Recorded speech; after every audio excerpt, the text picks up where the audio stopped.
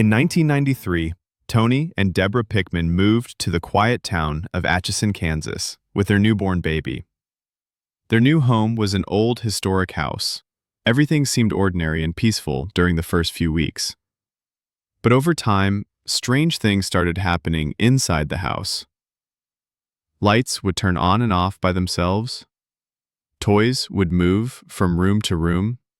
And at night, whispers could be heard coming from the walls. At first, Deborah believed these events were the result of a playful child spirit. She thought a harmless little ghost named Sally lived in the house. But it didn't take long for them to realize that this presence wasn't as innocent as they had imagined. Tony began waking up with fresh scratches on his body every night. Sometimes he felt like he was suffocating, and he often saw a little girl standing in the corner of the room watching him. But this child was different. Her eyes were pitch black, emotionless, and empty.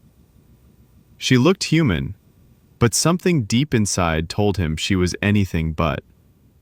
Tony initially tried to explain it all away. Maybe it was stress or hallucinations, but the physical evidence kept growing.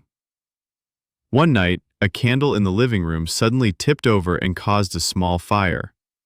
Tony had been home alone. When they checked the security footage, a dark shadow could be seen briefly appearing near the candle, then disappearing. Frightened, the couple contacted a team of paranormal investigators to try and document what was happening. A séance was held inside the house, and during the session, the spirit identified itself as Sally. At first, this seemed to confirm Deborah's belief that the ghost was a child. But as the séance continued, the investigators began to feel uneasy. This entity behaved like a child, but didn't feel like one. The temperature in the room suddenly dropped. Electronic devices began to fail. One of the investigators collapsed unexpectedly. Another broke down in tears. One person's hand was mysteriously burned. It soon became clear that Sally was just a mask, and behind it was something darker, something demonic.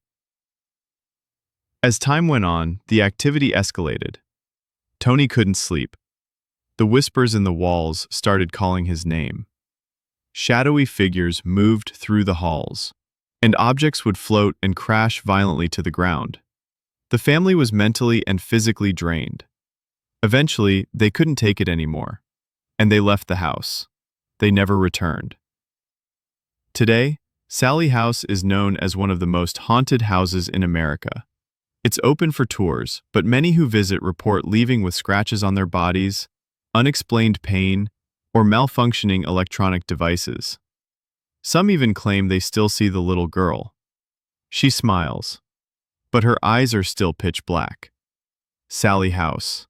It's not just a house. It might be a doorway to another world.